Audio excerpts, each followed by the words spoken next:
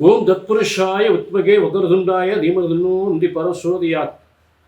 அனைவருக்கும் கோடான கோடி நமஸ்காரங்களை பிரம்மசக்தி சித்தர்வாக்கு ஜோதிடர் தெரிவித்துக் கொள்கிறேன். எல்லாரும் எப்படி இருக்கீங்க? சீரும் சிறப்புடன் சகல யோகங்களும் சகல செல்வங்களும் சிறந்த ஐஸ்வர்யங்களும் பெற்று சிறந்த வாழ்க்கை வாழ வேண்டும். வெற்றி நிச்சயம் உங்களுக்கு. இந்த நவம்பர் மாத பலன்கள் வெற்றியின் உறுதி. ஏனென்றால் இந்த நவம்பர் மாதத்தில் எந்த வருடத்திலும் எந்த மாதத்திலும் இல்லாத ஒரு சிறந்த அமைப்புகள், உங்கள் அனைவருக்குமே வெற்றி வாகை சூடக்கூடிய கிரக அமைப்புகள், உத்தியோகத்தையும் பொருளாதாரத்தையும் முன்னேற்றம் தரக்கூடிய பொன் பொருளை செல்வங்களை கொட்டி தருகின்ற குரு உச்சம் பெற்றிருக்கின்ற ஒரு அமைப்பு. அடுத்ததாக காலபுருஷ தத்துவத்துக்கு பாக்கியாதிபதி என்று சொல்லக்கூடிய குருவே உச்சம் பெற்றிருக்கிற ஒரு அமைப்பு. காலபுருஷ தத்துவப்படி தனகாரகன் என்று சொல்லக்கூடிய காலபுருஷனுக்கு 2ஆம் இடம் தனஸ்தானாதிபதி அந்த சுக்கிரனாகப்பட்டவன் சகல செல்வங்களும் சகல யோகங்களும் திருமண யோகங்களும் சொத்து சுகங்களும் சுகபோக வாழ்வை அளித்திரு சுக்கிரன் வலிமையோடு இருக்கக்கூடிய துளாராசியில் வலிமையோடு இருக்கக்கூடிய ஒரு சிறந்த காலம். சூரியன் புதனும் சுக்கிரன் 3 பேரும் சேர்ந்து காலபுருஷ தத்துவத்துக்கு 7ஆம் இடத்தில் இருந்து பல திருமண யோகங்களை தரக்கூடிய ஒரு சிறந்த ஐப்பசி மாதம், உயர்ந்த பதவிகளை தரக்கூடிய ஐப்பசி மாதம். ஐப்பசி மாதம் கார்த்திகை மாதம் சேர்ந்ததுதான் இந்த நவம்பர் மாதம். ஐப்பசியும் கார்த்திகை, ஐப்பசி 15 நாட்கள், கார்த்திகையில் 15 நாட்கள். இப்படிப்பட்ட யோகம் இருக்கக்கூடிய சிறந்த அமைப்புகள். அடுத்து செவ்வாயாகப்பட்டவன் பூமி யோகத்தையும் அரசியல் பதவியும் அரசியல் பெரிய மாற்றத்தை உருவாக்கக்கூடிய ஒரு சிறந்த யோகக்காரன் என்று சொல்லக்கூடிய அரசாங்கத்திற்கும் பூமிக்கும் அதிபதியான இந்த அதிகாரத்துவம் வாய்ந்த அரசியல் அரசாங்கத்திற்கு அதிகாரம் பெற்ற பூமிகாரன் என்று சொல்லக்கூடிய பூமி ஆளக்கூடிய தன்மை என்று சொல்லக்கூடிய ஒரு அரசாட்சி செய்யக்கூடிய ஒரு தகுதியை ஏற்படுத்தக்கூடிய எல்லாருக்கும் பூமி யோகத்தை ஏற்படுத்தக்கூடிய பதவி யோகத்தை ஏற்படுத்தக்கூடிய செவ்வாயாகப்பட்டவன் ஆட்சி பெறுகின்ற காலபுருஷ தத்துவத்துக்கு 8ஆம் இடத்தில் பல சொத்து சுகங்களை அள்ளித் தருகின்ற இடத்தில் செவ்வாய் ஆட்சி பெற்ற ஒரு நவம்பர் மாத பலன்கள். ஆக ஐப்பசியில் 15 நாட்களும் கார்த்திகை 14 நாட்களும் சேர்ந்த ஒரு சிறப்பான நவம்பர் மாத பலன்களை அற்புதமாக எல்லா ராசிக்குமே அதிரடி யோகத்தை ஏற்படுத்தப் போகின்றது. அதைத்தான் தெளிவாக பார்க்க போகின்றோம். நேர்களே, இது பொது பலன். உங்க தனிப்பட்ட ஜாதகத்தை பார்க்கணும், கீழே நம்பருக்கு நோட் பண்ணிக்க, ஒரு அப்பாயின்மெண்ட் வாங்கி. நவம்பர் மாத பலன்கள் மகர ராசி நேர்களே, உங்களுக்கான பல வெற்றிகளை, பல முன்னேற்றங்களை, பல ஆச்சரியப்படக்கூடிய யோகங்களை ஏற்படுத்தக்கூடிய நவம்பர் மாத பலன்கள். அதாவது எப்பொழுதுமே ஒரு ஜாதகத்தில் 7ஆம் இடம் என்பது ரொம்ப முக்கியமான ஒரு இடம். ஒரு மனித வாழ்க்கையில் அந்த ராசிக்கோ லக்னத்துக்கோ சரி நேர் 7ஆம் இடம் இருக்கக்கூடியது. லக்னம் என்றாலும் சரி, ராசி என்றாலும் சரி. இப்போ மகர ராசி நேராக எடுத்துட்டோம்னா 7ஆம் இடத்துல போய் குரு உட்கார்ந்துருக்கார். அந்த 7ஆம் இடம் என்பது எல்லா கட்டத்தினுடைய யோகங்களை முறை சிறந்து வழங்கக்கூடிய ஒரு ஸ்தானம். சப்தமஸ்தானம் சமசப்தமம் அப்படின்றோம்னா அந்த சப்தமஸ்தானத்தில் எல்லாமே நிறைவுபடுத்தக்கூடிய ஒரு ஸ்தானம். ஒரு மனுஷன் நல்ல திருமண வாழ்க்கை அமையும்னு அந்த 7ஆம் இடம். அரசாங்க அரசியல் தொழிலில் வெற்றி அடையணும், ஒரு பதவியில் வெற்றி அடையணும், அந்த 7ஆம் இடம். 10ஆம் இடத்திற்கு 10ஆம் இடம். புரிஞ்சுட்டீங்களா? அப்போ நல்லா கவனிங்க. 10ஆம் இடத்திற்கு 10ஆம் இடம் 7ஆம் இடம், அதை மறந்துடாதீங்க. அதே நேரம் காலபுருஷ தத்துவத்துக்கு கால சக்கரத்திற்கு 9ஆம் அதிபதி உங்களுக்கு 7ஆம் இடத்துல உட்கார்ந்துருக்கார். 7ஆம் இடத்துல உட்கார்ந்துருக்கார். காலபுருஷ தத்துவத்துக்கு 8ஆம் அதிபதி 8ஆம் இடத்துல உட்கார்ந்துருக்கார். சொத்து சுகங்கள் சேரும். லாபங்கள் பெருகும். காலபுருஷ தத்துவத்துக்கு இரண்டாம் அதிபதி காலபுருஷனுக்கு இரண்டாம் அதிபதி, கால சக்கரத்துக்கு இரண்டாம் அதிபதி சுக்கிரன் 10ஆம் இடத்தில் வலிமை வருகிறார். இப்படிப்பட்ட பிரமிக்கத்தக்க கிரக அமைப்புகள். கால புருஷனுக்கு கால சக்கரத்திற்கு இரண்டாம் தனஸ்தானாதிபதி உங்களுக்கு 10ஆம் இடத்தில் ஆட்சி வருகின்றார். துளாராசியில் புரிஞ்சுட்டீங்க? 7ஆம் இடம்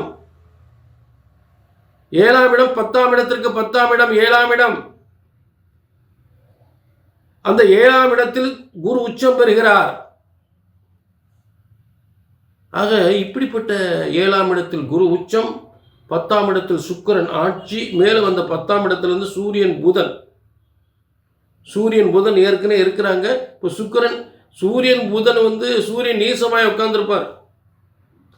அப்போ சில பிரச்சனைகள் எல்லாம், தொழில் பிரச்சனைகள், சரியாக நடக்கலை அப்படின்றதெல்லாம் இருக்கும். அதான் அதையெல்லாம் மாற்றி அமைச்சு மிகப்பெரிய தொழில் வெற்றி, மிகப்பெரிய உத்தியோகம்,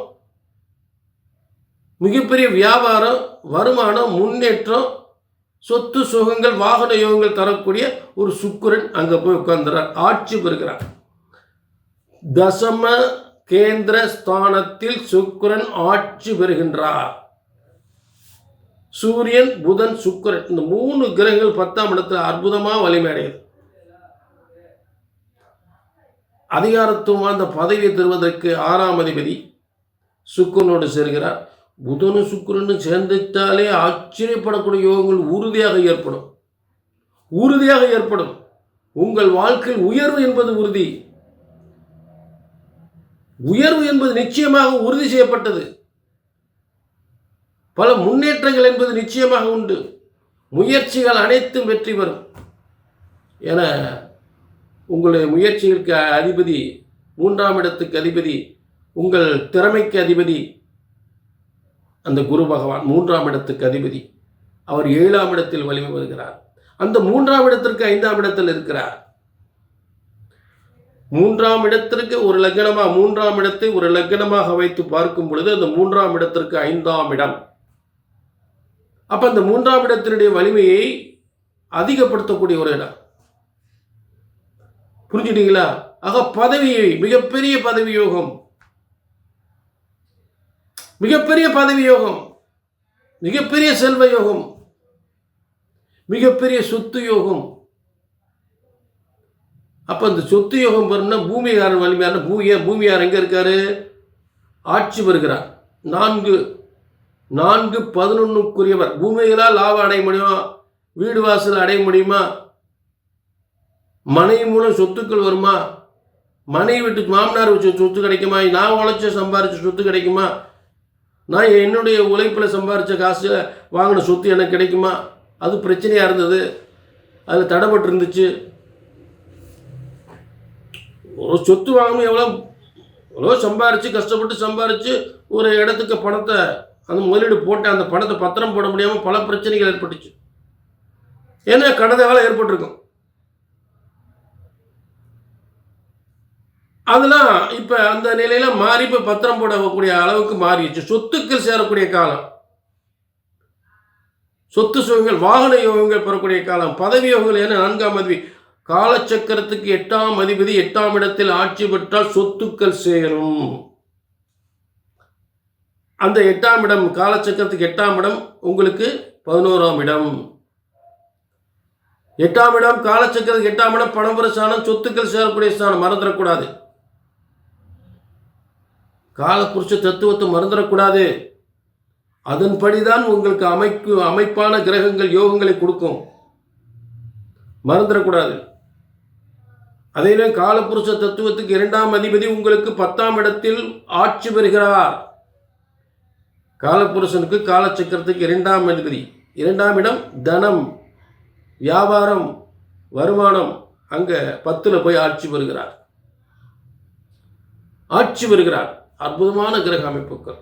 ஆக இந்த கிரக மாற்றம் தான் உங்கள் வாழ்க்கை எதிர்பாராத அதிர்ஷ்டத்தை ஏற்படுத்த போகின்றது. ஆச்சரியப்படக்கூடிய யோகத்தை தரப்போகின்றது மகர ராசினியர்களே. புரிஞ்சுட்டீங்களா? ஆக இது ஒரு பொதுவான பலன். மகர ராசினர்களே, என்னங்க நல்லா சொல்கிறீங்க, இங்கே எனக்கு ஒன்றும் நடக்கலையாங்க அப்படின்னு அதுக்கு காரணம் இருக்குது. உங்கள் தனிப்பட்ட ஜாதகத்தில் கடுமையான தோஷங்கள், கடுமையான பாவ கிரகங்கள் சம்பந்தப்பட்ட தசா புத்திகள் நடந்தால் இப்போ நான் சொல்லக்கூடிய பலன்கள் எதுவுமே உங்களுக்கு வந்து சேராது, நடக்காது, உங்களுக்கு நடக்காது. அப்போ நீங்கள் வருத்தப்படுவீங்க, நீங்கள் அப்படி சொல்கிறீங்க, இப்படி எதுவுமே நடக்கல அப்படின்னு. அதை விட பெரிய பிரச்சனைகளாக இருக்கும். ரொம்ப நாள் கல்யாணம் முடியாமல் இருக்கும் சில பேருக்கு படித்து நல்ல வேலை இல்லாமல் இருக்கும், அரசாங்க வேலை கிடைக்காமல் இருக்கும், இல்லை கல்யாணம் முடிஞ்சு குழந்தை இல்லாமல் இருக்கும், இல்லை கல்யாணமே முடியாமல் கல்யாணம் முடிஞ்சு கணவன் மனைவிக்குள்ள பிரச்சனையாக இருக்கும். இப்படிலாம் ரொம்ப நாள் பிரச்சனைகள் ஏதாவது இருந்தால் அது எப்போ தாங்க சரியாகும், எப்போ தான் கல்யாணம் முடியும், எப்போ தான் குழந்தை பிறக்கும், எப்போ தான் என் புருஷ முன்னாடிக்குள்ளே ரொம்ப சந்தோஷமாக நாங்கள் எப்படி தான் வாழும் அப்படின்னு நீங்கள் ஒரு கேள்வி கேட்டீங்கன்னா அதை பிரம்மன் எழுதியிருக்காருங்க. அதை பிரம்மன் எழுதியிருக்கா எப்போ நிவர்த்தி அடையும் அப்படின்னு ஒரு யோகத்தை, அந்த யோக காலத்தை அந்த காலத்தை நிர்ணயிச்சிருப்பார்.